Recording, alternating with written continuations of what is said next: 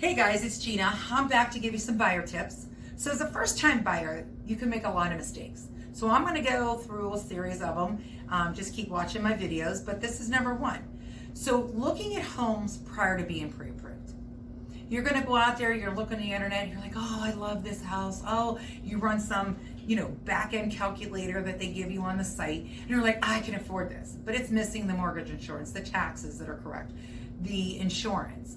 So you don't want to think you can afford something and start looking at houses or even go into open houses and falling in love with things that you might not be able to afford. The best way to do this is you got to call a mortgage lender. And when you call them, they're going to go over everything with you. If they only want to quote you a rate, they're not the best person for you. You need to work with somebody that's actually going to give you the pre-approval letter and the payment based on what you're asking to be pre-approved for.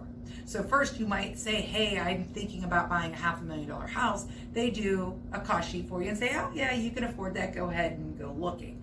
But again, what is the payment to that? Just because you can afford something doesn't mean you're going to like the payment that's attached to that.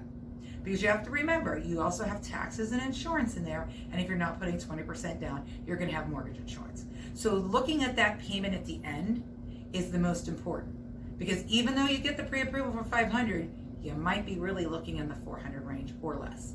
So let's make sure we have it all together before we start looking.